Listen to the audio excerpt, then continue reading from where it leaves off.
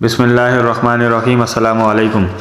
آغا صاحب کرایہ لینے آئے تو ان کا کرایہ دار موجود نہیں تھا، بلکہ ایک خطرناک شکل والا انسان باہر آیا اور اس نے آغا صاحب کو بتایا کہ وہ اس مکان کا نیا مالک ہے۔ آغا صاحب یہ سن کر چکرا گئے۔ انہیں لگا کہ شاید یہ جھوٹ بول رہا ہے، مگر اس شخص نے جس طرح ان کے منہ پر دروازہ بند کیا وہ سمجھ گئے کہ ان کے ساتھ ہاتھ ہو گیا ہے۔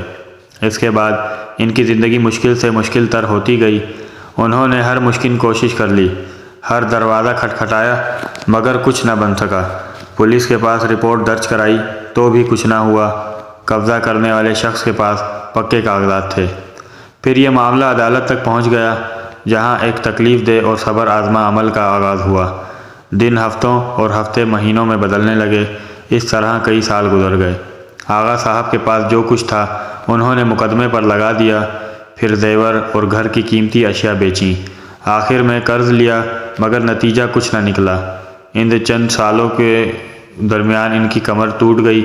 انہیں احساس ہونے لگا کہ ان کی زندگی میں اس مقدمے کا فیصلہ نہیں ہو سکتا، اور وہ خود بھی بستر سے جانے لگے۔ ان حالات میں ان کی اہلیہ ہی تھی جو ان کا حوصلہ بڑھاتی اور صبر کرنے کا کہتی۔ آخر ایک دن آغا صاحب پھٹ پڑے، نہیں ہوتا مجھ سے صبر، اور کتنا صبر کروں، کب تک کروں۔ کہتے کہتے ان کو کھانسی کا دورہ پڑ گیا۔ وہ کھانستے کھانستے بے حال ہو گئے۔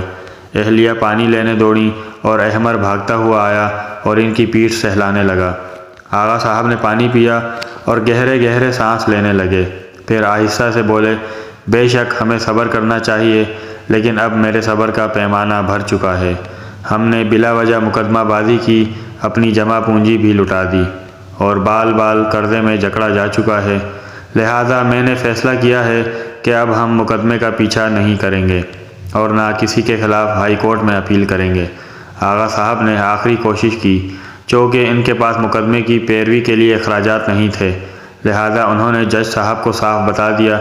انہوں نے ایک سرکاری وکیل کی خدمات ان کے حوالے کر دیں، جو سست روی سے مقدمے کی کارروائی کو آگے بڑھاتا رہا، مگر مخالف وکیل ہیلے بازی کے ذریعے مقدمے کو تول دیتا رہا۔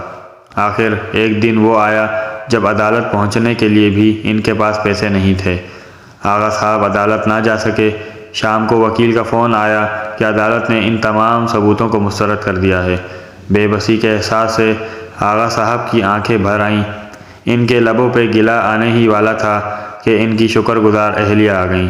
انہوں نے گہری سانس لی اور آسمان کی طرف دیکھ کر بولے، یا اللہ، جو تیری مرضی، ہر حال میں تیرا شکر ہے۔ شکر ادا کرنے سے ان کی طبیعت ہلکی ہو گئی، یوں لگا جیسے ان پر سے کافی بوجھ اتر گیا ہو۔ اپنے سارے معاملات انہوں نے خدا کے حوالے کر دیے تھے۔ اگلے دن وکیل ان کو لینے گھر آ گیا۔ وہ بہت خوش تھا۔ اس نے گرم جوشی سے آغا صاحب سے ہاتھ ملایا اور ان کو خوشخبری سنائی کہ جس پراپرٹی ڈیلر نے ان سے دھوکہ کیا تھا اسے دل کا دورہ پڑا۔ اس نے مرنے سے پہلے اعتراف جرم کر لیا، جس سے مقدمہ ان کے حق میں ہو گیا ہے اور جلد ان کا مکان انہیں ملنے والا ہے۔ یہ خبر سن کر آغا صاحب اتنا روئے کہ آنسو تھمنا مشکل ہو گئے۔ ان کی آزمائش ختم ہو گئی تھی جس نے انہیں پریشانی میں ڈالا تھا۔ اللہ نے انہیں اس پریشانی سے نکال لیا۔ یہی ان کے صبر کا انعام تھا۔